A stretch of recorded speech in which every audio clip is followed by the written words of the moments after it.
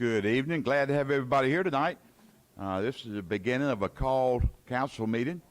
And do we have any additions or subtractions from the agenda? Yes, Mayor, I have addition. Okay. It's for a gator for the events team.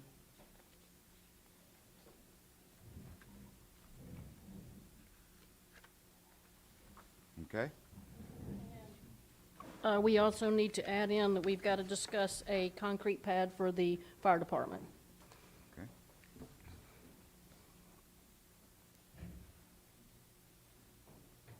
Okay, so that's two additions. Any others? Any subtractions?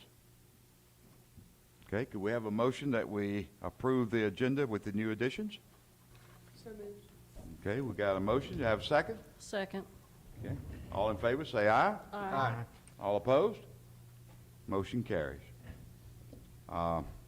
We'll move right on into this thing because I think the Development Authority is at the very end tonight. Just happens that way. But the first thing is Chairwoman Linda Dye with Planning and Development. Thank you, Mayor. As you know, we've talked several times about the murals, and Robin has done her due diligence. So she is going to talk to us and tell us what she found out. Yes. So you all have been provided with an updated copy of the amendment to the sign ordinance to address murals.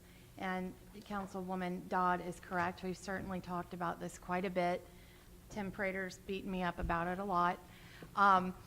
And I think that what you have in front of you really addresses what I have understood from the mayor and council to be the reason that you would like to amend the sign ordinance to include murals. And that is the stated purpose within the amendment, which is that murals are a work of art.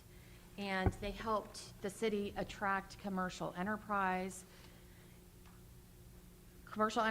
permanent residents, and visitors because they improve and maintain the overall appearance of the city.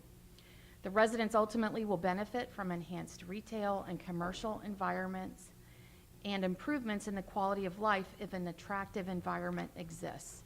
The existence of works of art such as murals is an invaluable element to creating and maintaining a visually appealing setting which will promote economic development, advance the general prosperity of the community, and serve the general welfare. This is particularly true for the city of Loganville, which has concentrated residential and commercial areas where murals are more readily noticed and appreciated than such works of art might be in municipalities with geographically large areas. So, with that being the stated purpose of the ordinance, you all also reviewed some materials from the Georgia Council for the Arts. And the Georgia Council for the Arts has teamed with the Georgia Municipal Association, and they have conducted studies of several downtown areas, cities in Georgia, that have really embraced art in that downtown area. And these studies have shown a direct correlation between art in areas of downtown and economic development. And so I just wanted to, I know that you all have read this, I forwarded it to you, and you all had the opportunity to review it, but just to point out a couple of things that I found interesting and that you likely saw in the cover letter, particularly from former Governor Nathan Deal. He says, the arts are beneficial to our economy. They create jobs, attract businesses, enhance our quality of life, enhance the excellence of education, and inspire creativity among our citizens. And this is the part I really found interesting as far as arts as a means to increase economic development within a municipality such as the city of Loganville. Collectively, Georgia's creative industries represent 200,000 jobs and $8 billion with a B in dollars in wages and earnings and $29 billion with a B in revenue. The creative industries account for 5% of all employment and 6% of all business revenue in the state. And as he says here, While these statewide figures are impressive, it is instructive for local communities to examine how other cities and towns use the arts as a tool for economic development. And that is what the Georgia Council for the Arts and the Georgia Municipal Association concentrated on in putting together the report that I sent you, which I hope you've all had the opportunity to read. Councilman Whitfield, I know that you've had some personal involvement in, as far as the Georgia Council for the Arts, and you were the one who actually steered us towards this. So, and I know that you watched some YouTube training videos. Is there anything that you would like to add as far as the reason the city of Loganville is looking at allowing murals? I think you did a great job. Thank you for that. Yes, I've heard a lot of people that love the murals that are around town now. And part of this ordinance is the historical murals that the arts adopted, are deemed to comply to this code, correct? Yes. So the ones that are there now can stay. And that was one of the main reasons for doing this. I had a lot of people reach out to me and say how much they love them, as did a lot of us. And that's what we're trying to do, is trying to keep them here. And yeah, there's a lot of good stuff going on with the arts, especially in other towns around us, especially in Monroe and all over Georgia. And I don't want to miss the advantage that we have here in economic development, because we can use this, as she said, as a tool for economic development. And I think that dovetails nicely. I mean, it's not like Loganville had murals before the filming began. But now that the murals are in place, as you said, I know all of you have heard really positive things from the citizens about it. And the general feedback I know from the citizens and from what I've heard from y'all is that it is enhancing that downtown area. The citizens are enjoying it. They like to see that art downtown. And so in response to that, that is why you all instructed us to look at amending the ordinance to allow those murals to stay, as we've discussed previously, and then to address any murals in the future, because I think the citizens and the mayor and council really recognize that, this can be expanded on. This can be something that the city embraces and works towards and uses to leverage economic development and the beautification of downtown. So I think that this is a step towards the city working towards embracing different types of art, even in the future. Does anyone else have any comments or questions? Well, yeah, I mean, and we've all kind of gone back and forth in email about it, but I think the other real benefit is for our schools and their art departments. We're going to give an outlet for them as well to be involved, and that was a suggestion from my daughter, which, I got to give her kudos on that. I think it's a great outlet for another avenue for our schools in our area to participate, let their art clubs do things, and get their, it's an atta-girl and an attaboy for them. It's a good thing. So I think it's a good step. I just wanted to remind everybody that while this makes it possible for those murals to stay, and maybe others in the future to develop, it's the personal property owner who will make the ultimate decision. I'm sorry, can you repeat that? While this makes it possible for those murals to be downtown, if the property owner does not want them, they won't stay. Yes, I That's their apologize. decisions. It is. And the other way that this amendment is a little different than the one that, some of the drafts that we've seen before, and what you're talking about, Ann, is having, we had talked about involving a third party, even the Loganville Fine Arts Society, as far as reviewing them. The amendment that you have in front of you is more streamlined because it is more of the review process. There's no content-based regulation of it at all. The only review is going to be, does it meet these requirements as far as the materials that are used, the size of it, how is it placed on the building, how will it be kept up, that sort of thing. And that will help streamline the process and takes the concern out that I think some of you had of involving another third party completely to approve any applications for a mural permit. Okay, this also requires permits if someone wants to put a new mural in town. What about the 4 that are there now if they want to keep them? Councilman Whitfield is correct. That is why the historic mural section is in here. It basically is a grandfather clause. Good, good. So that any of them that are up now can remain.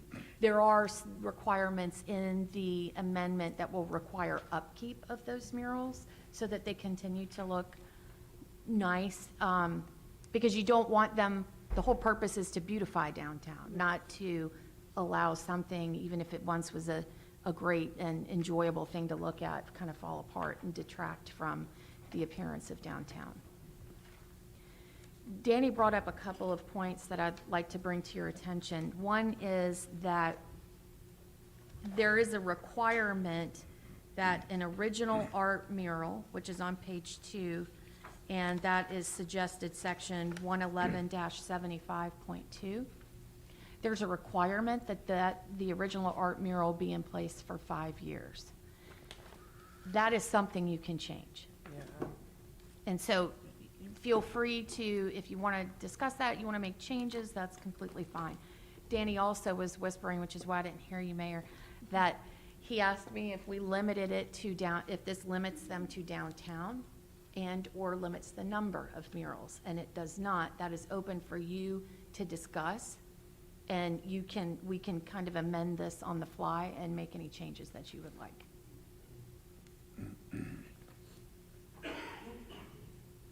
Okay, go over that 5-year deal one more time, please. Sure. So again, that is on page 2. It's the section that's titled Original Art Murals. Mm-hmm. Section A1, the murals shall remain in place without alteration a minimum of 5 years. The applicant shall attest to this standard on the permit application. So if a private property owner wants to put a mural on their property, they have to agree that it will stay there for 5 years. Yes. And you can change that. The purpose of it is so that someone's not going out there every 30 days and slapping a fresh coat of paint on there with another mural. It's more to give stability to it, because again, it is all about the beautification of the area. So, but I mean, you may feel comfortable with a year, you may feel comfortable with 6 months. I mean, that's up to y'all. And every time they want to change it, they will have to reapply and get a new permit. Yes. I didn't get a chance to read this. Is there a cost for the permit? There is not. You could certainly set a cost. We could insert something that says that the permit will cost according to the schedule that's adopted by the council every year, right, Tim? Is there I any, I'm sorry, Skip, go Go ahead. ahead, it's okay. Is there any precedence or any reason that we did 5 years? Is there something, It's just a random number, honestly, that again, just is geared towards ensuring the stability of it. It's up to you. I mean, what would happen if there's a change in ownership of the building that did the mural? Does the permit go to the mural, or does the permit go to the property owner? The permit is going to go to the person wanting to place the mural, which would be the property owner. So if they sold if we did 5 years, then it would still be 5 years for the new property owner? Well, they would have to agree, and that's part of what they're saying, that the applicant shall attest to the standard on the permit application. Tim and I can structure the permit application where whoever applies agrees that even if they sell the property, that they will put that in the conveyance instrument, if that makes sense? Yeah. I So, mean, I'm yes. okay with no minimum. I mean, Well, I'm, like Robin said, I don't want somebody changing it every 30 days. I would like to have some limitation onto how often you can change it. I don't want to just Well- leave it where they can change. What if they're going to pay a permit? Maybe that's where we would curb that, the Yeah, I cost mean, of if the they're gonna pay a permit. fee, but I mean, if you had a business owner that wanted to work with the Girl Scouts and they wanted to do a different one every quarter, I mean, is there any reason, as long as it's, I think the reason Permitted. for the time frame is to keep it from turning into a billboard. Now, you Okay. can, like Councilman Long said, you can certainly say no more than 2 times a year, Yeah, I was this gonna may say be 6 changed, or months 2 maybe. times within 2 years What do or you something, think or about once a year. You know, it's Well, pretty I don't much- like the part too that, okay, I come up and I buy a building on Main Street and there's this god-awful mural, but I've got to keep it for another 4.5 years Right. because I just bought it. So I think we need to work that in there, that if somebody does buy the property, they can remove the mural or change the mural. Would a year be better? Yeah, I'd be okay with a year, I was Even with the thinking a property couple of years. a minimum of a year. Would you like to do a year and/or if the property changes hands, that person would be entitled to apply to change the mural? I like that. So a year or a change of ownership. Does that address that concern for you, Councilwoman Long? Okay. I think the focus is on the benefit is to the community. So if it's art, I mean, it's a benefit. I don't know that I would want to charge a fee for them to do something because everybody else is who's benefiting. It's not like a sign. So don't I know agree with that- that too. That's a good point. Yeah, fee and is. it can't be any kind of advertisement. It's got to be, it can't be an advertisement. Well, it's Well, content can it be an neutral. advertisement now? It's content neutral. Content neutral. If there was going to be some sort of message on there, that would come into the limited message mural portion of it, and there are some size restrictions in there. So you get to restrict the message, not by what it says, but by the how size. big the message can be. And a permit is required, so even if you decide not to charge for it, they will still have to come in and apply for it and comply with the standards that are contained within this amendment. So to your point, Councilman Duval, they don't have to be charged, but they've still got to comply with everything.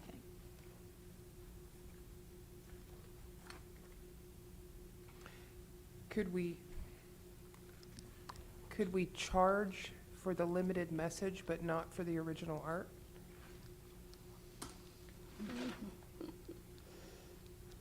I would think you go either no charge or minimal charge and move on. Well, it's, the reason I think it might be, it's defined differently here. That's why I was asking. It is defined differently, but you would have to explain why you would charge for that particular kind of mural and not the others, which I fear would lead you into a discussion of what may or may not be on the limited message mural compared to the other ones. And then you're gonna get into content and viewpoint-based. Would it not be fair to say that limited message murals could be interpreted as advertising, and therefore there is a cost for advertising?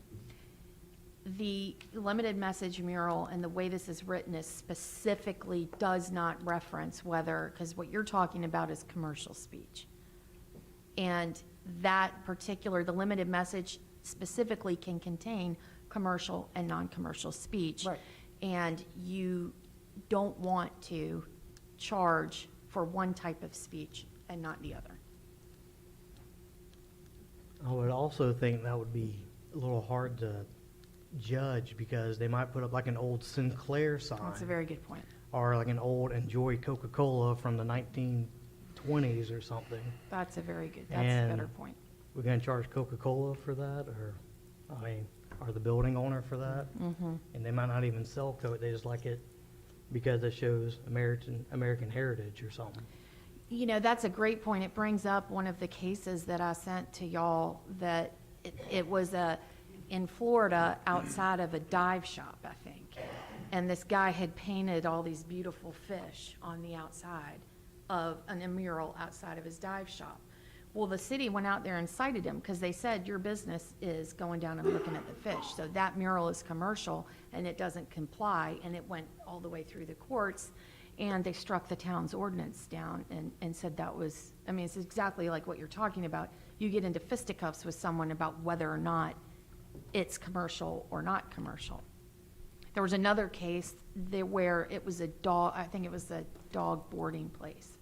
And they put a mural on the outside of it. There were a bunch of different dogs. And then there was one dog in the mural that resembled the company's logo, which was a dog.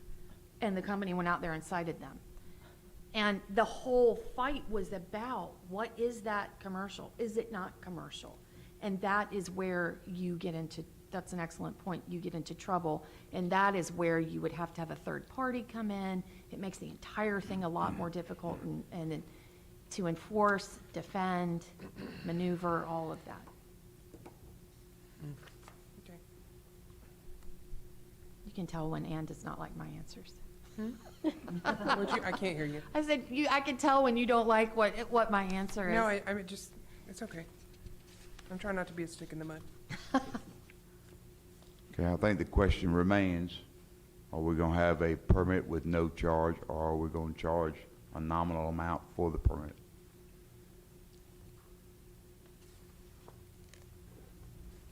I would just say no permit. I mean, we're only talking about a handful of murals. The other question I have is this gonna be exclusively to the Main Street District or citywide? Because if it is citywide, then you may have to do a permit with a fee. 'Cause that may cause more time and hours of the staff to review. But if we're talking about Main Street, I don't think that'll be an issue. You had an idea about how to limit it. Was it just Main Street? Is that? We can always amend it later, but I think I would prefer to see it just stay in the downtown area so we don't start getting into a lot of the legal issues that we're having. Well, it may What we also would be have. a good way to dip your toe into Yeah. it, you know, and see how the program goes, see how you feel about it, and what, you know, the effect of it. Now, are we talking just Main Street or the downtown overlay? I mean, the Main Street Overlay District, which Okay. is already defined in our ordinance, which is, oh yeah, we wanted, that's right. So we did talk about making it just businesses that front Main Street versus the overlay district for Main Street. And you defined that between between To- 78. yeah, Highway 78 and Highway 20. Because the Main Street District does incorporate C.S. Floyd, the library property, and I believe some of Covington and Church Street. Which abuts some residential, Yeah. right? And while you're thinking about that, I would like to ask that we change the approval from code enforcement to local planning, which Rob and I has already talked about. It's just some language change, but since we are changing section 11175.4, I think it's the last sentence, it says approval by the city code enforcement. This needs to say city planning department. Mm-hmm. Going back to the geographic location of it, if you do it, if you limit it the way that Danny just said, which is a very limited area, you can always go back, like I just said, and expand it. If you feel like, oh, this is going great, let's, you know, allow these elsewhere. Again, you're just dipping your toe in, seeing how how it works, how it's received by the citizens, and making sure it accomplishes the purposes that we've put in the ordinance. So you could start with that if you'd like what he said, Main Street between 78 and Highway 20, and then expand it later if you'd like. Sign ordinances get amended almost as much as alcohol ordinances. Not quite yet, almost. There was a time when we were amending the sign ordinance all the time. So it's not something that you can't just jump back into and expand if you wanted to. I limited it to Main Street from 78 to 20 because my house does fall in that, and y'all certainly don't want to see any mural I would paint on the side of my house. And so I think we would be staying out of some muddy waters if we just limit it to businesses on Main Street. Okay. So that would mean businesses on C.S. Floyd could not.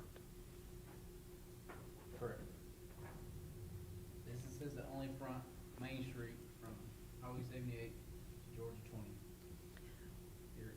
In that limited area, are there any residential homes in that Yes. stretch? Yes. Okay. So you want to limit it to commercial property? I would say so. Job. Is that acceptable with you all? Commercial property, sure. I know, I'm just. Well, I mean, we're not gonna be stuck to this forever. Like you said, we can amend it. So Brandon, if things start to change and we had some reason to change it, we can change it. Like you said, let's just do this, and this is a good dip our toe in the water and see where it goes from here. I agree. I just don't want someone who owns a business on C.S. Floyd to come hammer me later and say, well, you let the business down the street from me do it. Why not? Why can't I do it? And the response would be, maybe you will be able to in the future. This is a kind of a pilot project that Okay. the city is working on, and if it goes well and again accomplishes the purpose of encouraging economic development, beautification of the downtown, then perhaps you would expand it. Once you get this ordinance in place, it'll be extremely simple to expand if you choose to. Robin and Tim love when y'all change ordinances. No, They we just don't. love it. Okay. All right, so just so that I understand what changes will be made to this. One is, instead of 5 years, it'll be 1 year or until change of ownership in the building.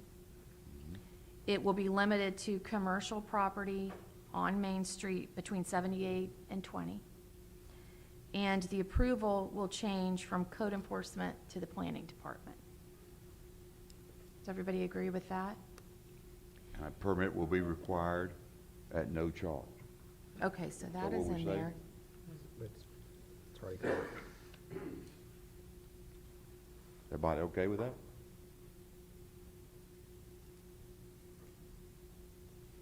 I guess silence is okay.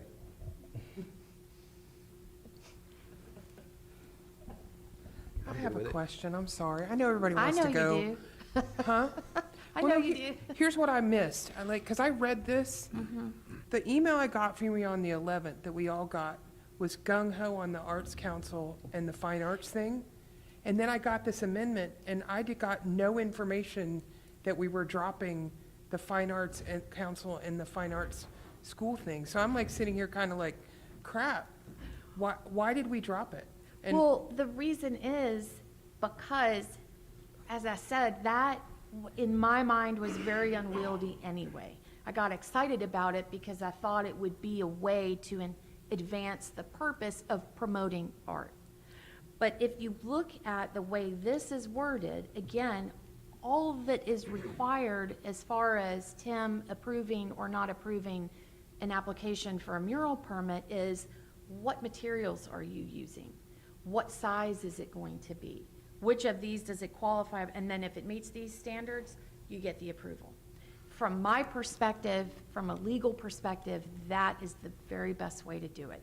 I agree. Because it's I'm- not subjective. No, I know. I just thought that we were going to get the content from the guild and the schools and limit it to our community to further our community arts, not to do the content thing, but to give our neighborhood an opportunity to put murals up. I just completely missed that we dropped that. Well, even when we had that discussion about involving the Loganville Fine The Arts council and Society, the schools, right? it would not have been limited just to neighborhood art, so to speak. I mean, there wouldn't have been like a residency requirement. No, of course not. The idea to use an outside third party was when there would be a decision made as to whether it qualified as art. It was a different form of an ordinance that Tim and I were arguing about, and I was trying to get my head around if that would work. And I did think it might work, but it did cause me some concern, because you're not looking at it then in such black and white, non-subjective decision-making criteria, if that makes sense. The judging whether or not a mural is art necessarily requires subjective, art is subjective. And so that's why I would not be comfortable with anyone in the city making that kind of subjective decision, which is why we were discussing farming it out to a third party who would be an expert in art, who would determine whether or not the mural would fit that.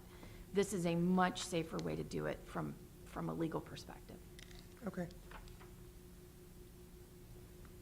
Again, if going forward, someone, let's just say, for instance, in the Loganville Fine Arts Society, or someone from the school art department, comes up and says, you know what, these materials that you're using could be improved, or, you know, you could consider this sort of standard. I mean, that input could always be put into the ordinance at some point.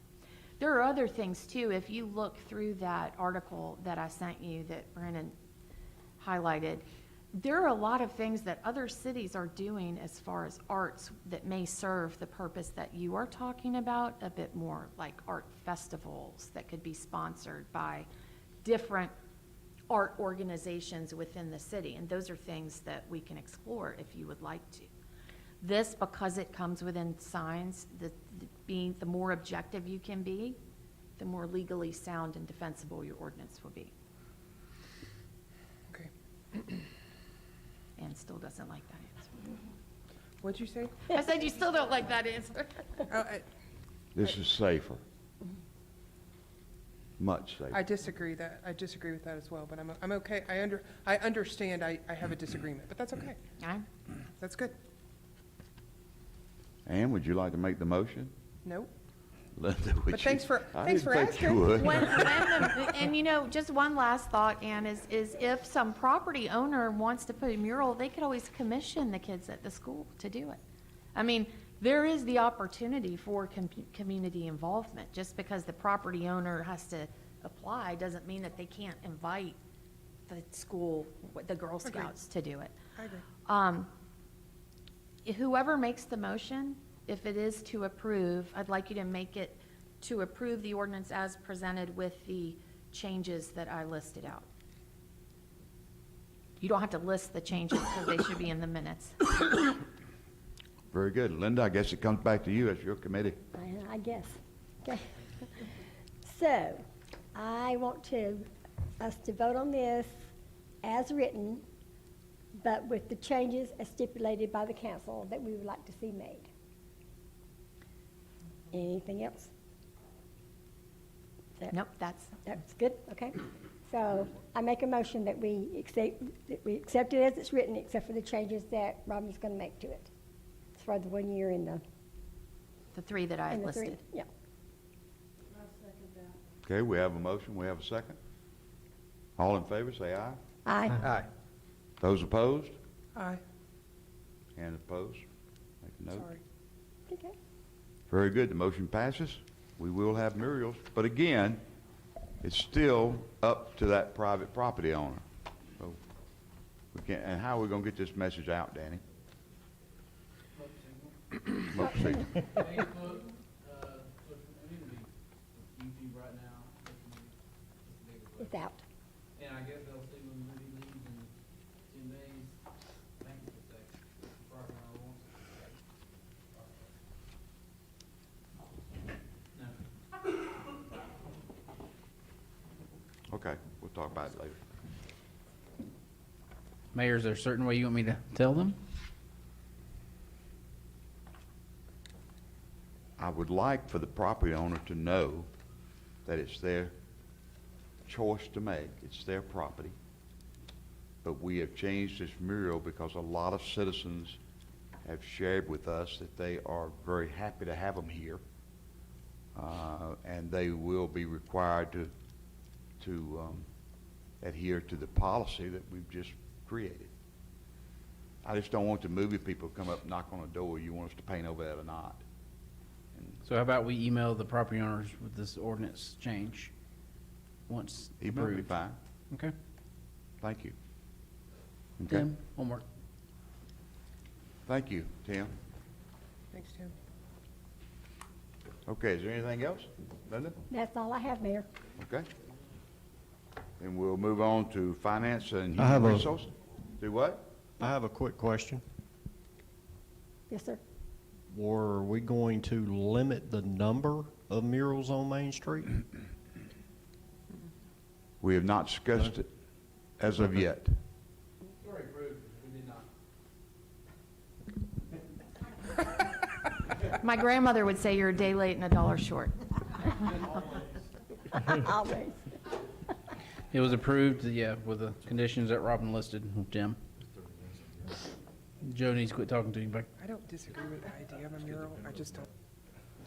Okay, very good. We'll move now to Finance and Human Resources, Chairwoman Ann Hunsinger. Thank you, Mr. Mayor, I have no actionable items. Okay, thank you. We'll move to Public Safety, I'll be faster. Chairman Jay Bowen. Nothing for you tonight, sir. Okay, very good. Now we'll move to Public Utilities and Transportation, Chairman Bill Duvall. Thank you, Mr. Mayor. I have no actionable items. Okay, we'll move right ahead to Public Works, Facilities, Chairwoman Melanie Long. We do have one thing under my committee, and I'm going to let Danny talk about this. We are needing a concrete pad over at the Tom Brewer Fire Department. okay, well, maybe, can we take a brief pause until Christie comes back? She's taking minutes. Take a pause. Unless you want to take notes. So on the, We'll wait till- the permit will, I know, just, Tim will create the permit for the murals, is that right? So what about if we ask if they're on the permit is there a community sponsor, or if we put something like that on there, is that feasible? I mean, they're reviewing a permit, but at least if Loganville High School wants to participate or something, we could at least get them involved. Is that worthwhile? Look at Robin and share that same thought. What was it? I'm sorry. On the permit on the permit itself, could we just include a line on there to say who's, like, it's the owner that's gonna present it, but there may be a sponsor, arts or a high school or something, would that be a problem? I don't think that would be a problem. You couldn't condition approval or non-approval. Sure. Right. You could do that a couple ways, and it could be on the application. It wouldn't necessarily need to be in the ordinance. You could say, I mean, Tim, when you do the application, you could have a spot on there, property owner, and then you could ask them, I mean, you could even ask who is going to perform the work of creating the mural. Would that satisfy? I was just throwing it out there. I mean, something like that, that's what I was thinking. Yeah, you can absolutely do that.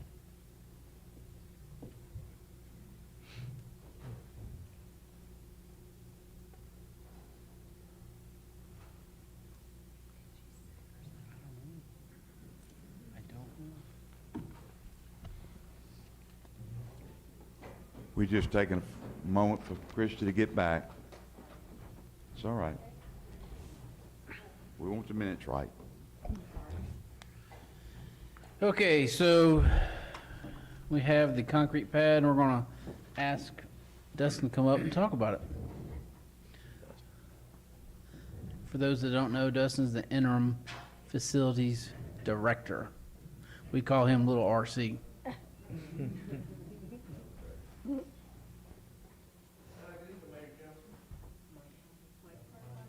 Mike,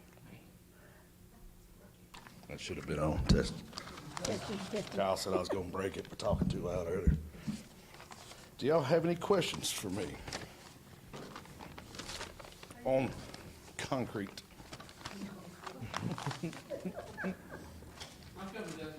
Yeah, thanks, sir. They don't even know what.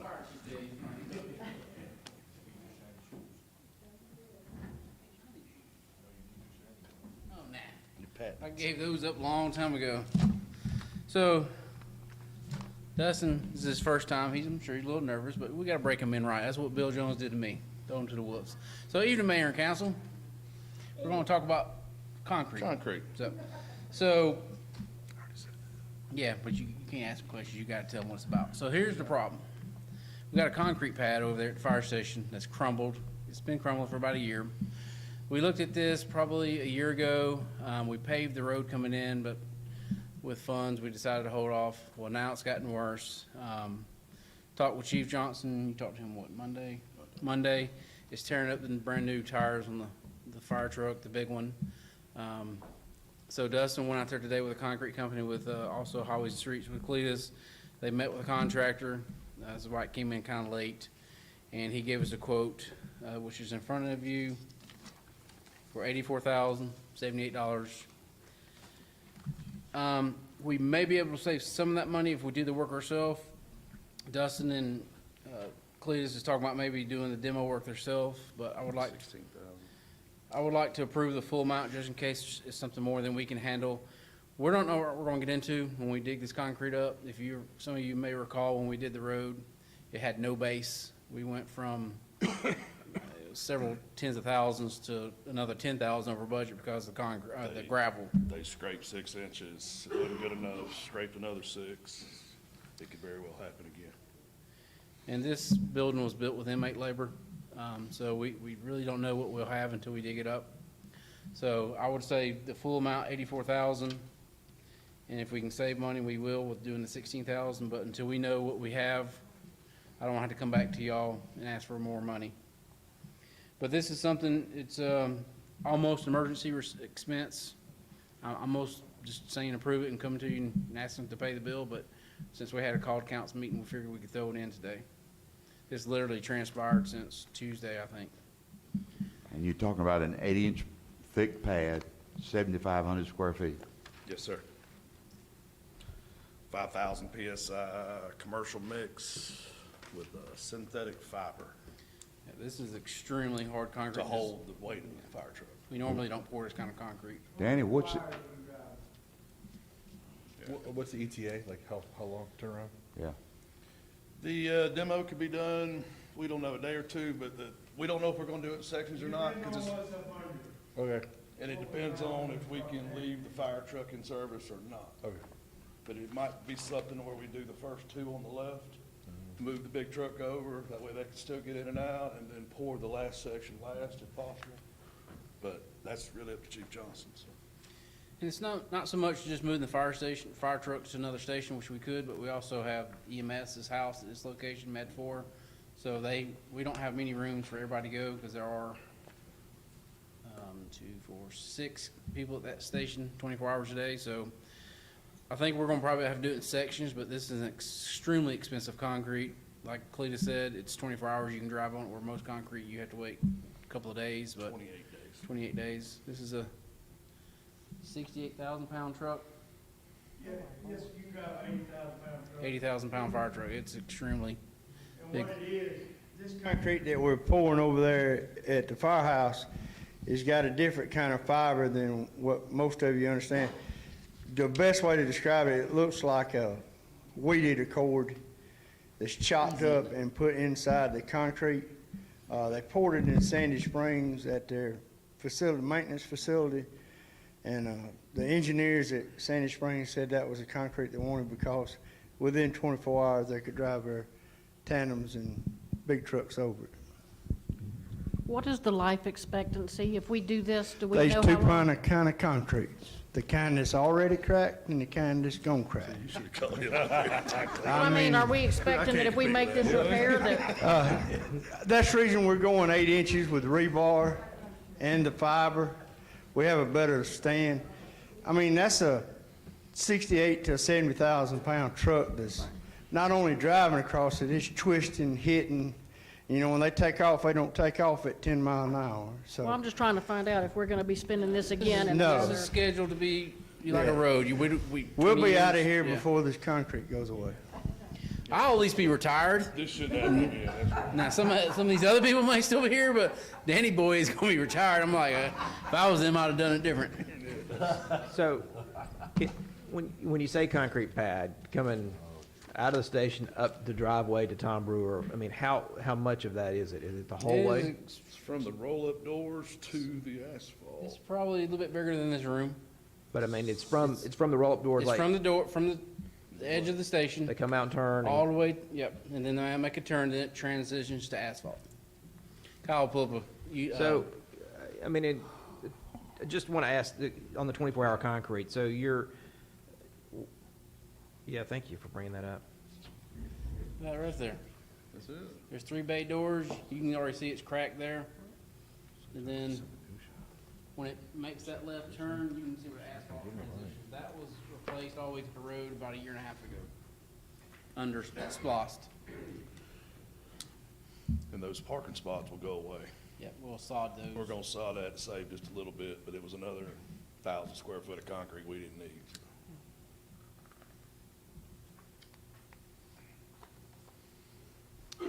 So,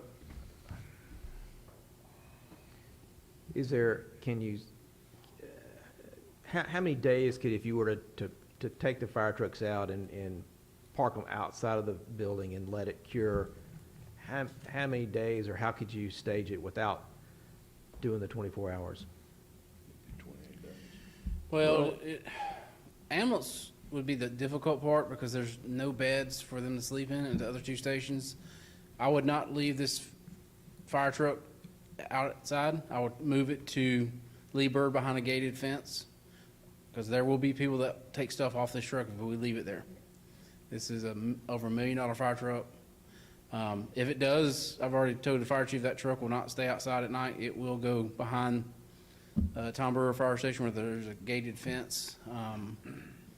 The ambulance is the issue, is where we put them, but if we have to do in sections, we could, but I would say that would, Chief Johnson said they might even stage maybe the big truck and use the Courts Drive for the time being, that way it don't affect so the trucks. we could make it work for 5 days. If that's,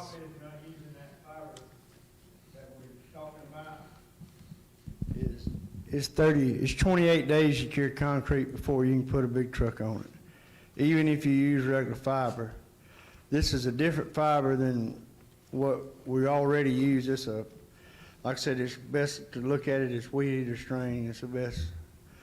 But if you use that other, it's 32 days before you can drive the truck over it. So this is the easiest way to keep a firehouse running, is to use this type of concrete.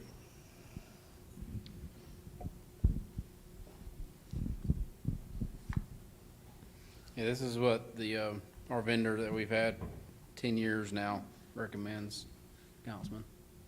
It's just called turf strand fiber. Right. I guess kind of what I was looking at is normal concrete's typically 3,000 PSI, 3,500.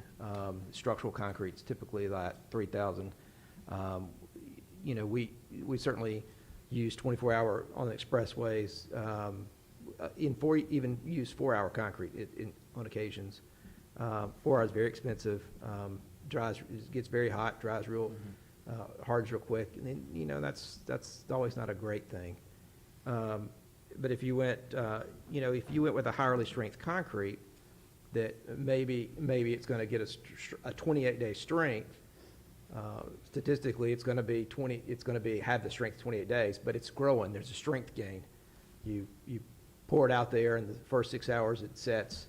Then in the first 24 hours, it reaches a certain point of the strength, and then a lot of times, especially if you've had admixtures in it that you've designed it for a higher strength, it'll be at least 5,000 in say 3 days or 4 days or 7 days or whatever. So I guess what I was looking at is if you said, okay, well, I can physically have the concrete, I can physically have the trucks out for more than just the day. I can go 3 days, 5 days.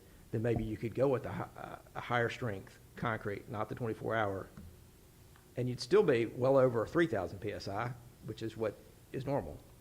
So, right. And I don't know, it might be worth, what's the cost difference in doing Yeah, it? they would, if we did in sections, of course, that'd be another cost for them coming back, do it in different sections. We can definitely talk with the contractor. Sam and I from Keckenwood talked about this briefly last year, and this is sort of what he recommended back in, even though we haven't talked to him today about this. But, it's something, if you prefer to get with Keckenwood to come up with what they think, engineeringly what's better, that's what we can do. Yeah, but it goes back to what can you physically live with the trucks? I mean, that's the thing. You can engineer it.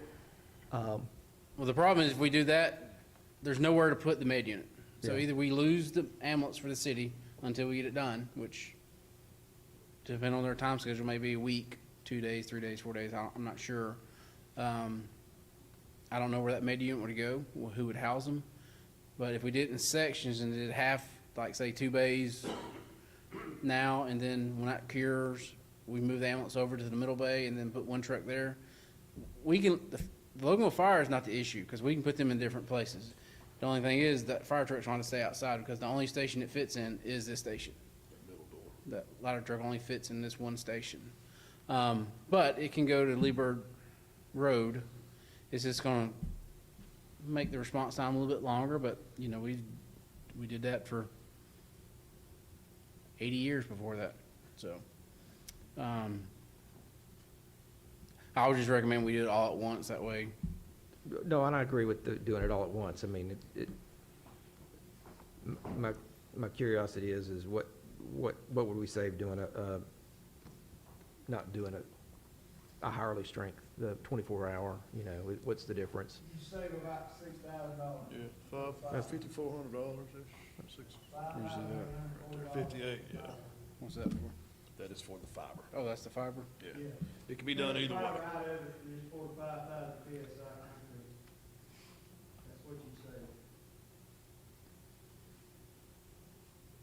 The fiber's what helps with the cure. Is this gonna be from, Sunbelt pre-mix truck or from the plant? Okay. So for all us non-concrete people, I what know, I got think you're education saying from is, him on that. huh? I got an education too. Yeah, so this bid that we have gets it in the ground, gets it quick, we can drive the fire trucks on it faster because it has strands. And Bill's point is that if we could last a little longer, move the trucks and pour it in sections or not do it as fast, save the fiber, which is only $5,800, then we would still have the final end product, but it might take longer to pour. Is that right? No, it won't take longer to pour. The pours will be the Longer to cure. same wherever it is, but it'll be the cure.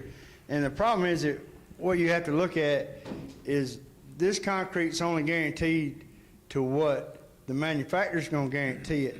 They're gonna guarantee it with this fiber in it that in 24 hours I can drive a truck on it, and if it breaks, they're gonna fix it. If I don't put the fiber in it and we do it, it's a 28-day cure before I can put a concrete on it and it's warranted, before I can put a truck on it. That's 28 days. They're not going, and just like Bill says, 7 days, we could probably put a truck on it and never hurt it. But if it does, for some reason, if we don't do it within that 28 days, if we put a truck on it and it cracks, it's not a guarantee that So they're it going voids to our warranty the warranty? concrete. So it doesn't really gain as much, we lose the warranty. on it. $6,000. Okay. Even with this 24 hour?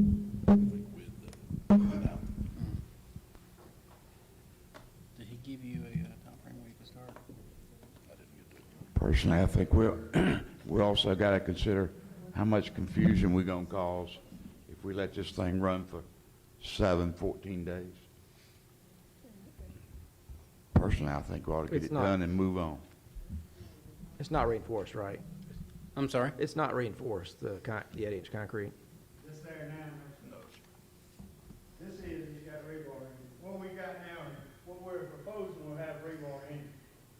But what's there now, there's no way it's got rebar in it, because it's tractor there.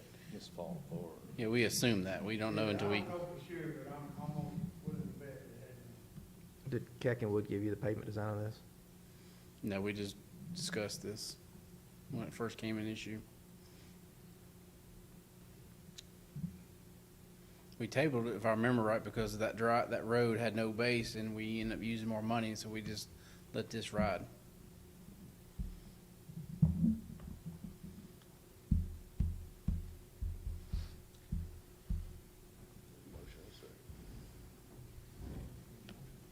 Bill, you want to make a motion? Brandon, you want to make a motion? I want to make sure you're good, Bill, before we. I recommend that you have Keck and Wood look at the pavement design. Okay. Just- Just, you want him to see what, give him this and see what he recommends?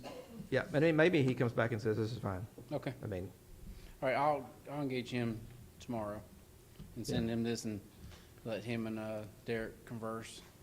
Is If it he going to signs cause off- you a time lag that you can live with, or we need Yeah, to do something tonight? Can we approve it based on what KCI says? If Keck and KCI buys off on it, then Keck and Wood. Keckwood, sorry, if Keckwood buys off, If Can we you wish, approve you it? can. I mean, that's what that's what his estimate is. I mean, we may get in there, it may be a 100-foot void. I know, but I don't want to tear up fire truck tires. Yep. Those are expensive too. So I'll get Keckwood and get approval, and I'll send all that to y'all with his recommendation if he'll do it. That's exactly what you want, correct? That's what I want. Okay. So we want to So, table. I mean, Robin, I can really, if Keckwood comes back and says, yeah, I'm good with this, I can make a decision based on emergency and then come back next council meeting and ratify this invoice. You could also give him the Right, authority authority, so whatever y'all feel. to, you know, Okay. if Keckenwood Well- blesses it. I think the only thing that they're gonna come back with is if they come up with something that Different. maybe accomplishes the thing at cheaper, accomplishes the mission at cheaper. So I think, yes, we're good with this. Okay. But I would like them to take the opportunity to see if, Okay. So maybe you do a not to exceed. not to exceed. Not to exceed $84,078. I thought pinwheels was gonna be easy, and I thought this was gonna be easy. Man, I'm 0 for 2. I want to see Groovin' on the Green with Bill and Cletus on the stage, and they can debate concrete. Oh, don't. You know what, though? For those that don't know, Cletus and Dustin are two of the best employees this city has. And if they ever left, we'd have problems. Because you guys are so good at what you do. Thank you, sir. Bill, you seem to have a handle on the issue. Want to make a motion? Make a motion that we we do the work not to exceed the 84,078, subject to a pavement evaluation by Keckenwood. Okay, we have a second? Okay, all in favor say aye. Aye. All opposed? Thank God. All right, thank you. Okay, Don't go nowhere. Motion carries. All right, one more thing I have, Mayor, under this committee for you move on, it's not on the agenda, but Dustin's been hounding me ever since Randall's left about the job, begging me. We hired him how many years ago? 5.5. Bill Jones twisted my arm. Bill Jones actually hired you, correct? It only cost me a couple $100 to get Bill to hire him, but Bill, he did. So, you all know Randall retired. He was a facilities director. He retired just past January, this January, I should say. I put Dustin in there interim, told him not to mess up. I took 2 people away from him. I said, you're a solo operation. You have all facilities. First week out, library called us, flooding. So, for 3 weeks, he lived over there. If you don't know, he changed all the. Dustin's also a state licensed unrestricted electrician. He got that under when he was working with Kyle. So that was kudos to him to get that. So he's the only licensed contractor we have working for us. So I felt it was good to put him in facilities. Really in facilities, he does a lot of work with contractors, coordinating them to come and fix buildings, HVAC, roofing. We have a lot of that going on now. Library, plumbing, electrical. Sometimes we have to sub that out too. So anyway, tonight I talked to Councilwoman Long and told her I would make a formal to make him director of facilities. His daughters are here with him. I think they may want to come up, take a picture. So tonight, I'm introducing y'all new director of facilities, Dustin. So congratulations. Thanks, sir. Councilwoman Long, you have anything since it's your committee to say before we open it up? No, I just appreciate everything you do, and I know you're going to do a great job moving forward. Serve the city well for many more years. He has a few years to Let me tell retire. you what, Dustin is really, really good at everything he does. I sure thought Listen, Danny was trying to hang him Dustin, on us. you know how On the good you are. council anyway. I mean, you deserve this position. Let me tell you what, you deserve this position. Thank you, sir. Congratulations. Take with your daughters or not?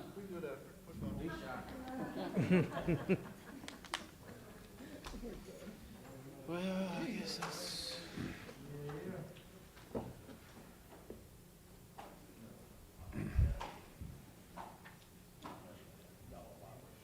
Okay, Mr. Whitfield, you still have the floor. Melanie, you still have the floor. Anything else, Melanie? I'm sorry.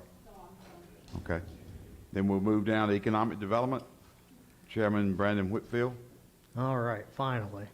But I actually do have one thing. I want to go and knock it out real quick. Is the amendment that I asked for the Gator for the events crew?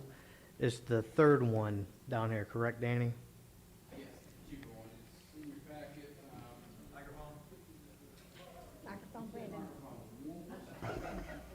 One more time. It is a John Deere Gator XUV 560E, $11,057.70. Cletus got us a quote on this. If you recall, last year we tried to do this, but during COVID, no one had Gators or golf carts. I believe Councilwoman Huntsinger even called her contact golf cart. We've had very good luck out of the Gators. Brandon's department has three new ones, and I think one old one that came over on the Mayflower. It's still running. So this is a little bit different. It has an extra bench. If you recall, last year we were escorting some of the ADA customers, handicap, or maybe they'd had too much of the Town Greens juice to walk back, so we gave them a ride, and we saw then the need for it. So I would like to ask that we purchase this and keep it over there at Jeremy's department until events, and then we'll use it mainly for Autumn Fest, because if you've ever worked that, it starts at 5 a.m. and ends at, 10, 11 o'clock at night, and Christy and Robbie and Cletus and all them constantly walking back and forth. So I would ask that we approve this, go ahead and purchase it. I believe it's 3 weeks timeline to get it. And this is also the state contract, correct, Cletus? Or did he step out? I believe this is state contract price. Any questions?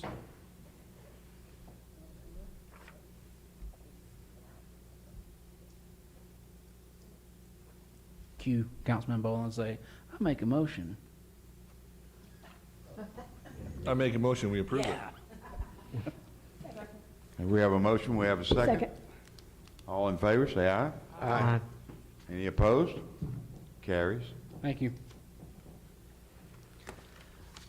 All right, now the reason why we all gathered today originally was for the Loganville Development Authority. Applicant reviews. If you're here for, would y'all mind standing up? How many spots do we have open again? 3? 3. I guess welcome aboard. Do we want to ask any the questions that we had, or we good? Or introduce themselves? Would y'all like to introduce yourselves? Yep, please, Please do. please. We'll go to the podium one at a time. Go ahead, yep. All right, this is me again. It's all about me.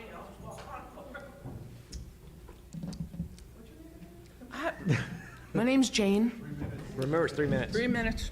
All right, so I'm Joanne Byrne. Hi, is that it? Want to say anything else? Yeah, that sounds good. That was quick. Everyone's go home, right?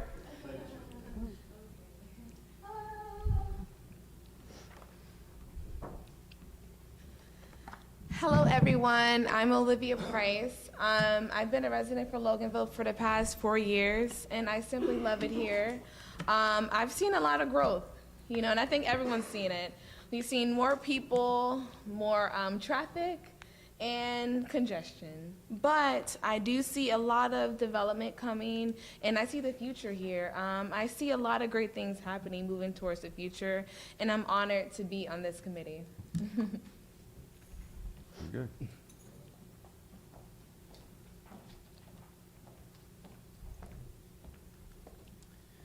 and my name's Jamie Dempsey. I'm a Sagittarius. I enjoy moonlit walks on the beach. No, my name's Jamie Dempsey. I've been a resident here since 1998. And I too have seen a lot of growth in the city. I am a past president of our Chamber of Commerce.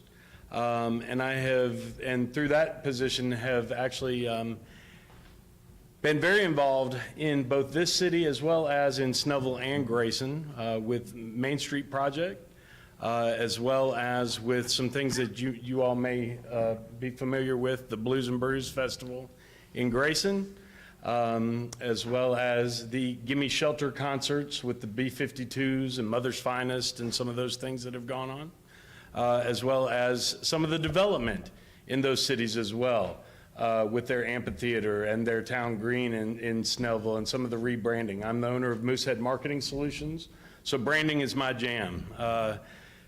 Developing new brand, developing a place to be is really something that I excel at. And I think that that's something that I would really like to focus on here in Loganville. We all see the growth is coming, whether we want it or not. And it's one of those things that either we can have a plan and work that plan, or it's going to happen without a plan, and we've already seen how that kind of happens. So I'd like to work with you guys to help make that happen, create the plan and work the plan, as opposed to have it work us. So thank you very much for your confidence in me, and I look forward to working with all of you. Thank you. Thank you. Congratulations to all three. Do we have a resolution? Mayor, before we do have a resolution. Robin is trying to fix my mistakes. But also, just for the record, so everyone in the audience knows that they are actually filling the unexpired term of 3 vacancies that expires in June of 2022. And then we're also going to reappoint them, if you wish, to the new term, which starts in July of 2022 to June 30th of 2026. So technically, this is 2 terms, but one expires in 2 months. Any questions on that? And these are from the 3 vacancies that were previously held by Skip Laws, Brandon Whitfield, and Michael, I won't say Lee, Michael Muncy. For the record, Skip Laws and Whitfield resigned on the 7th of January 2022. Muncy was January 19th of 2022. And then we'll do this process all over again. Are you okay with what I emailed you about opening this back up for this another term that's going to expire in June of 2022? Okay, we'll put it on our website that we're going to open up this position, and then come back in June and do this all over again for 1 position. Why would we not consider these 3 people who have put themselves out here and have put themselves forward and they want to serve? Why do we not consider their term to be the 2 months plus the 4 years? We did. That's what I just said. Okay, That's what we're doing. okay. So they're doing this term plus the new term. Now, we've got another opening coming in June. That's correct. Of another individual that we will have to do all this again. That's correct. But these 3 folks will not be involved. That's correct. Okay. So we'll have 1 vacancy, as long as no one else resigns.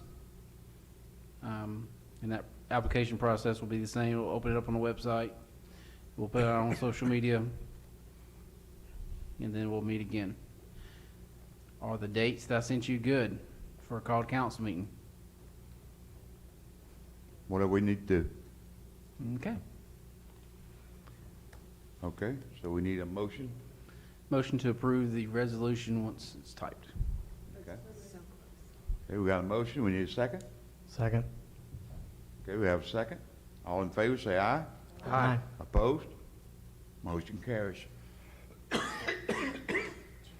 Excuse me. That's when they sworn in. Where'd that come from? This is when they were sworn in. These are the terms. So, while we have some extra time tonight, we thought we would go ahead and do the swearing in. If somebody can speak, we'll try to make it happen. Skip, I just had a thought. Yes. If they may want family here. That's a good thought. No, I mean, I'm fine with either. I just, if Yes, I believe so. Your preference. Y'all fine?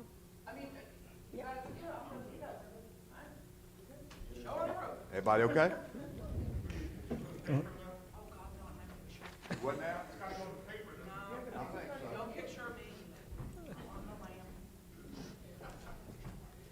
Do we have somebody here with a camera for the city? Okay. First up, Joanne Byrne. Everybody's got 10 seconds to take photos if you'd like.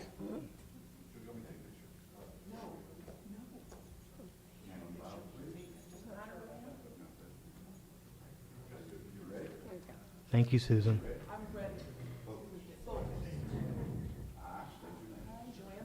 Do solemnly swear or affirm that I will in all respects observe the provisions of the Constitution of the United States of America. Observe the provisions of the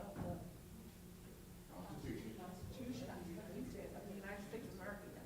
State of Georgia. State of Georgia, Charter and ordinances the charter and ordinances of the city of Loganville. of the city of Loganville. And I will faithfully Faithfully discharge the duties as a member of the discharge the duties as a member of the Loganville Development Authority. Loganville Development Authority. So help me God. So help me God. Sworn this 21st day of April, 2022. Congratulations. Thank you so much. And you can sit. You gotta Okay. Jamie Dempsey. Next. Am I getting too far away from the microphone? A little bit. Okay.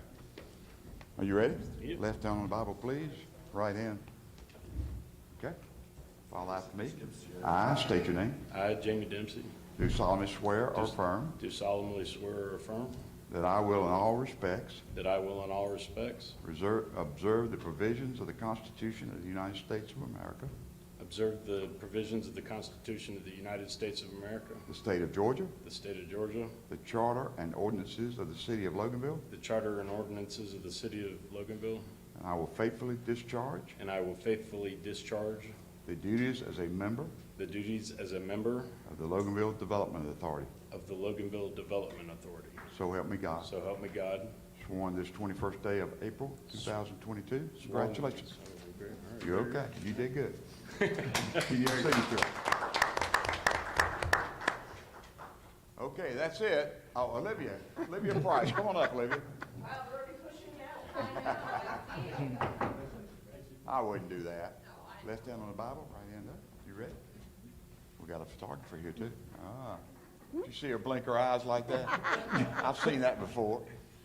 Okay, I state your name. I, Olivia Price, Do solemnly swear or affirm do solemnly swear or affirm that I will in all respects that I will, in all respects, observe the provisions of the Constitution observe the provisions in the Constitution of the United States of America, of the United States of America, the state of Georgia, the state of Georgia, the charter and ordinances the charter and ordinances of the city of Loganville, of the city of Loganville, and I will faithfully discharge and I will faithfully discharge the duties as a member the duties of the member of the Loganville Development Authority. of the Loganville Development Authority. So help me God. So help me God.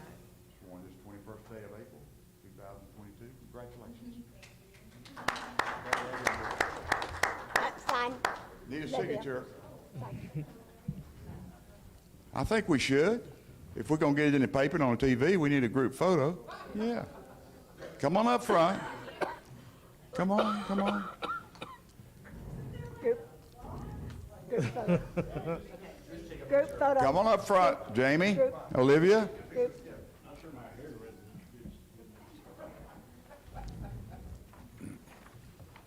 This is 3 new members of your Loganville Development Authority.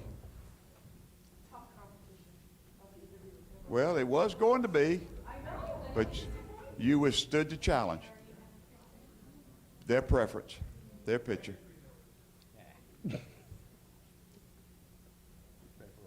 Okay, let's do one other thing. As acting chairman of the Loganville Development Authority, let's get Dana in there too. Dana?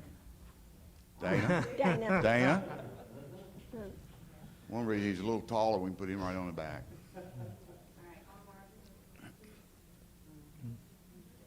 We also have Michael here, the vice chair. You want to come up, Michael? Yeah, Michael might as well come up too. I tried to let you off the hook. He thought he was gonna get out of it, didn't he? he thought so. Now we gotta keep moving over though.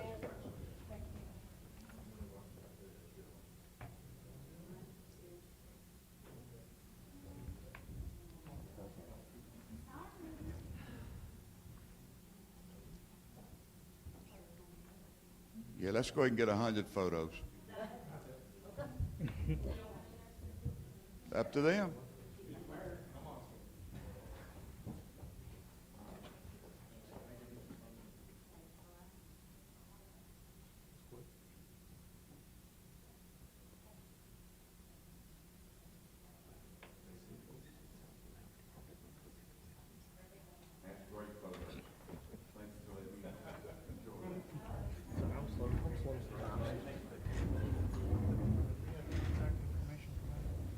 I think you should get that.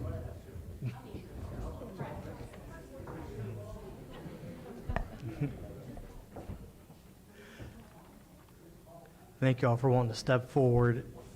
For y'all who don't know, it is a unpaid position, and they are doing this out of the kindness of their hearts, and we really appreciate anyone who wants to step forward and be on these boards. Thank y'all. Okay, anything else? You do have one more. One more? The- Oh, want me to talk about? Okay. Depends on what you're gonna talk about. We're talking about the lights? No, but you can. Camera, Sure. action. But I got something else, but also what I talked to you about Shane Short. Had a class. Yes. You wanna talk about that? Yeah, so we've been talking with Shane Short, talking about, he wants us to, says we need to get somebody with GMA in here preferably, to talk to us about the differences between the DDA, between a DDA and a General Development Authority, what the LDA is, and the powers and duties and responsibilities of each one, so we can make a better decision on the two types. And Danny has more information on that. Yes, he's gonna get with me as soon as possible, but we're looking at maybe sometime in end of July to have that class. Maybe start, see if we can schedule it then after holidays, vacations, or maybe August after school starts, if that's what y'all prefer. It will be hopefully somebody with GMA, it'll be open to the public. It will be a committee meeting. We would invite, of course, the Development Authority plus the citizens come in and have this person from GMA educate us. And if we need to, Saturday's available. As long as it's not hunting season. Turn your mic on. It's on. Check, check, check. See, it's on. Either I'm not talking loud enough from, all right. Lights. Yeah, I'll talk Council. about the lights too. Sorry, a busy day for me apparently. We got some people asking about the lights that were put up across Main Street and the banners when the movie was shooting at night. And Danny has worked on this in the past, and he wants to let people know kind of what his thoughts on it is, and we are trying to do something about that. It's extremely hard to get approved. However, the movie company got it approved within 24 hours, so they have more pull than us. But I reached out to one of my contacts at GDOT. She sent me some information to call. Maybe we can get with Bill. Also has some contacts, but they can only be up for a certain amount of time. The permits we do, actually, we say we are not going to string nothing up across the road because that, even though it's, you think this is their road, also above that is their road as well. And also, you got to use a certain vendor that GDOT uses, and then you also had to get approval from Georgia Power, who owns the poles. So it's not an easy process, but it can be done, apparently. But if that's the wishes of the council, they can't stay up, what I was told from the movie company yesterday, very long, but if we can get them up, So it's something for like an event that we're doing downtown. could that's be like maybe towards- for a parade or something, Yeah. or, but Then it's I something don't that we think we could need do. to be doing it for every concert, because Yeah. it would be expensive, I would imagine. So we wouldn't even know a basic ballpark price until we Until can I do the talk- research on Right, it. until I get approval, yep. So we are working on it. People who have asked me, please know that we are looking into it about getting some lights and banners for certain events, but there are some regulations, as Danny just said. So we are looking into it. I should say. Is that only permitted if the road is closed at the time? No. Not that I was told, but I'm not Surprised. an expert. Okay. You need a motion to do it this weekend? No. Okay. Anything else? No. Danny, anything else? Coming to your section. Yes, I have one. And Okay. if I talk fast, we'll be here by 8:15. We'll move now to city manager's report. Okay. So, as you recall, I emailed you all the Gwinnett County SPOS is coming up, a referendum for the voters to vote on in November. We have to submit this to the county, the categories that you all would like to see. I gave you what staff's recommendation was, and we're going to go over that real briefly tonight. If the audience has any questions, please raise your hand.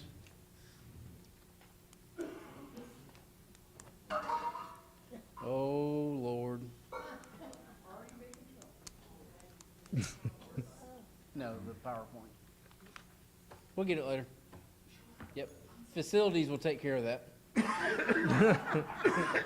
at that, he's already there.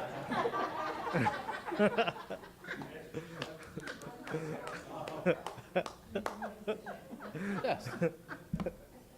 You just let me down. You're supposed to clean it up.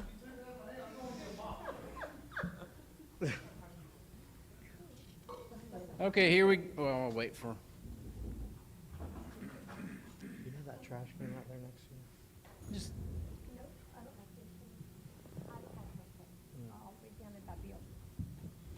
all right, this is the proposed 2023-2029. It would actually start in April of 2023 and end March of 2029. This is a 6-year SPLOST for Gwinnett County. As you recall, City of Loganville is in 2 counties. Next slide. So Gwinnett County's currently, if you live in the Gwinnett County, you know you pay a 6% sales tax versus the 7% for Walton County. 4% of that is affixed by the state, 1% for SPLOST, 1% for ELOS makes up the 6%. This is sales tax. Anytime you buy a house, car, candy bar, you're paying 6%. 1% of that goes to SPLOST that all the cities in the county gets. We share based on population. So this is where we say not only does the taxpayers pay for it, but anybody that visits Gwinnett County pays for it or travels through Gwinnett County pays for it. Same as Walton County. Next slide. Background SPLOST for Gwinnett County started in 1985. The current SPLOST we're in now is the 2017-2023 SPLOST. The current SPLOST for us is little over $3 million. Generates revenue for capital projects, cannot be used for salaries, personnel costs, retirement funds, pensions, things of those natures. Only capital projects. Both visitors to Gwinnett and residents contribute to the SPLOST. Next slide. This is big for citizens that can vote in any county. This is what you need to pay attention to, because this will happen without SPLOST. I guarantee you this will happen. Without it, standard changes. Our standard changes, our credit rating changes.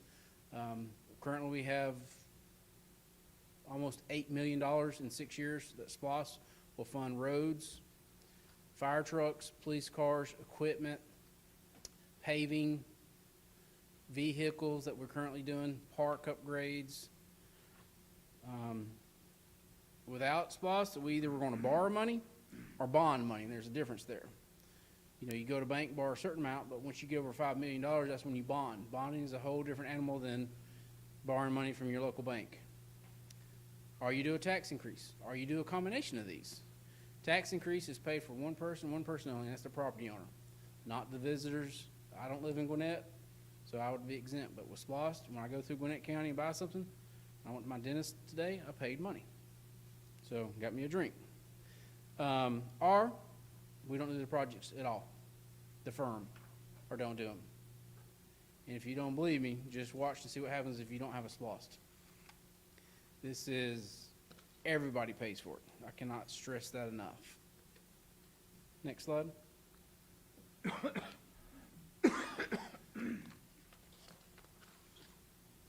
Like I said, it can only be used for capital projects. State law, that's a state law there. If you want to Google what SPOS can be used for, it shows you. And it just gives some examples of what it can be used for there. Next slide, go. The one that we're talking about is recommended for 6 years to an IGA. Intergovernmental agreement is preferred. I believe it's required when you go from 5 years to 6 years with the cities and the county. Like I said, it was spanned from April 2023 to March 2029. The big one there, it requires voter approval. It will be held in a general election in November of 2022, and only a county can call for a SPOS. The cities cannot. This is huge. You got Walton County and you got Gwinnett County. Walton County is $60 million in 6 years. In Gwinnett County, it's $1.3 billion in 6 years. We have 2,700 residents, maybe 3,000 residents. In Gwinnett side, we get now almost as much from Gwinnett as we do Walton County because of what they produce. So last SPOS, it was a little over 900,000. Now we're in the billions. That just blows your mind. It's a lot of zeros.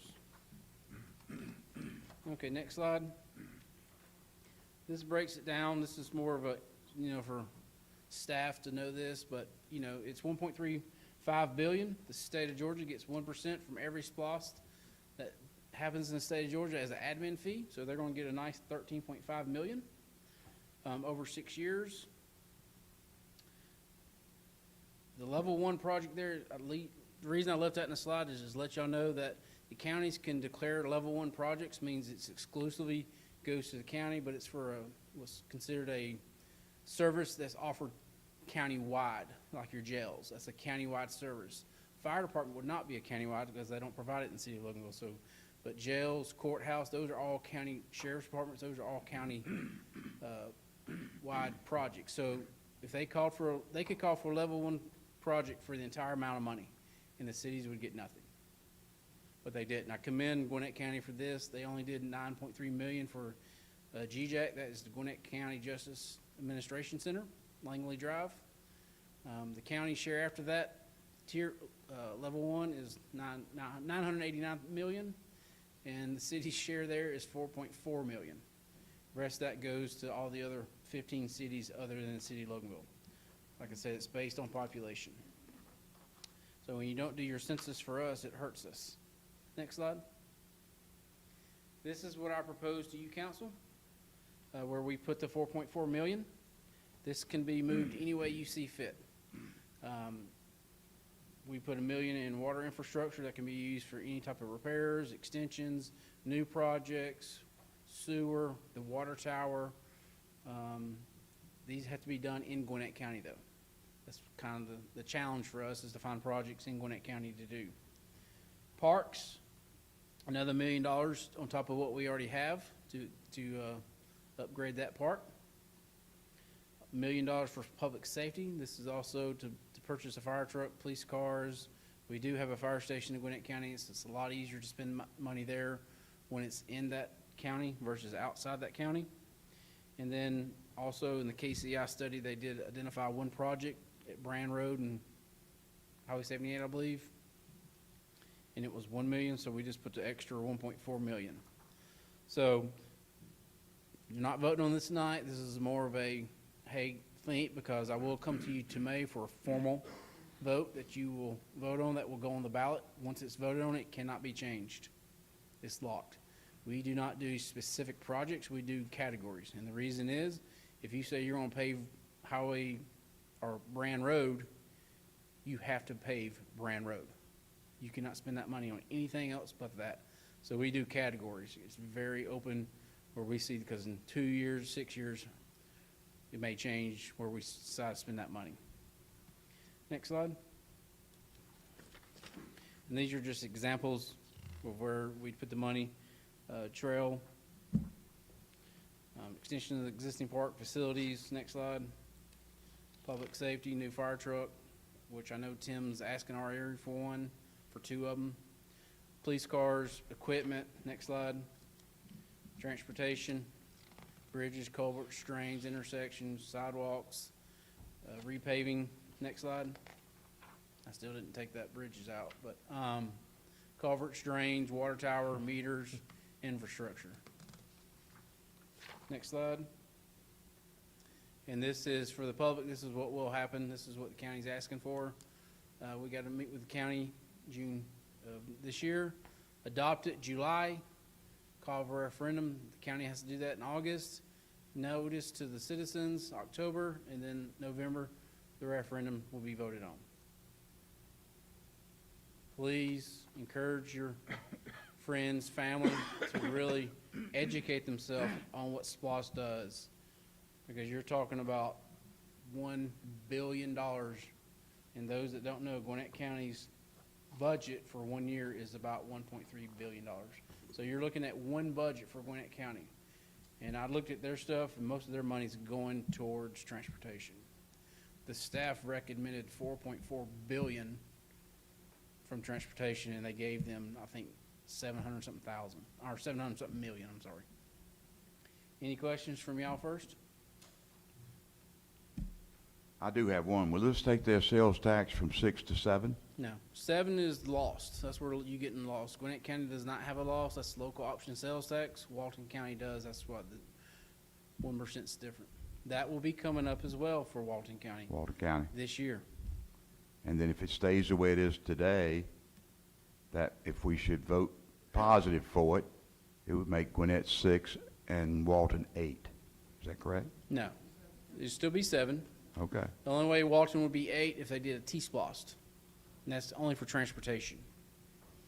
Right now, Lost in Walton County produces almost $2 million for the city of Loganville a year. So if that was to be voted down,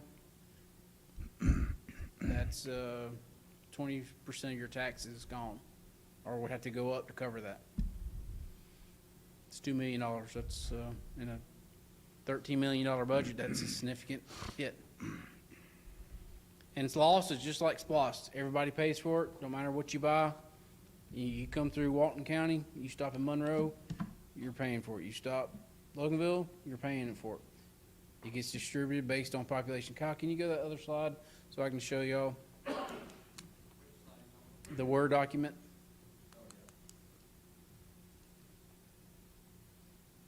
This is, oh, no, that's not the one. I didn't, never mind.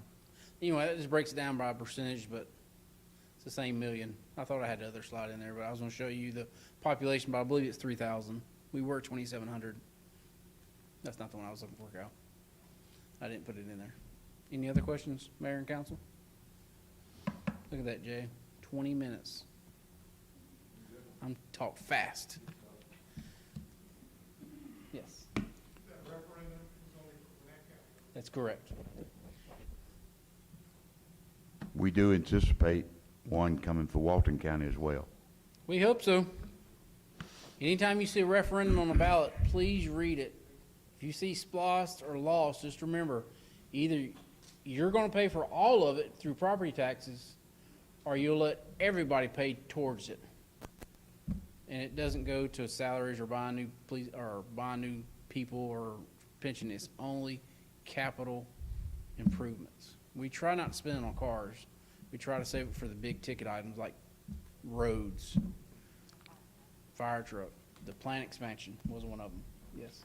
Is there historical information about, from either Gwinnett or Walton, about at the end of any type of SPLOST, how much of it actually gets used? Do they actually spend 100% of the money that is brought in? And if not, what happens to the rest of, to the remainder of So I cannot that SPLOST money? speak for other jurisdictions, but for the city of Loganville, yes, 100% of it gets spent. And they may not get spent in that time frame because the thing that people need to remember is that may say $4 million, but that comes in every month. Typically, we accrue about $180,000 annually a month, $150,000 a month on sales tax, and that has to be divided based on what the council votes on. So say it's 3 categories and it's equally, so it'll be 33% each category. So that 150,000, third goes here, third goes here, third goes here. Now, if the council decides during that time frame, hey, we're gonna take the full, like, for transportation, Walton County, it is, I think, $3 million for us. They can take that full first $3 million off the top and do the project, and then turn around and then later backfill that transportation through other funds. But you have to spend it in that category. You can only spend it in that, whatever you referendum showed. And then I believe, Robin, you had to jump in. I believe there's law about if you do not spend it, it would somehow go back to, well, I meant for the county, it goes. Is it benchmarked or line item at that point, or does it go into? Now, ours goes into wherever, it goes in a general, it's a general fund, but it's its own special fund. It's called a 320 and a 321, depending on Walton or Gwinnett. And then we earmark, so every year we have to book the full amount, even though we only may have $1 million, we have to show the full amount. Like right now, we have a little over $4 million out of a $6 million splost. But we're coming towards the end, so more money. But I can carry it from, say, in 2023 for the Walton, I may still have money. I can carry it several years after, but I can only still use it for what that category was back in 20. It can carry over. We try not to. The auditors kind of frown on it. Natalie hates it because she has to accrue, it says count for it. And I give you an example. When I became city manager in 17, we still had the 13 splost. In my first year, I said, let's go ahead and get rid of that. And we spent it on, I believe, water meters. It was infrastructure. And as we get audited, not only does our auditors audit this, but also Gwinnett County sends their own auditors to audit Gwinnett splost. Thank you very much. Yep.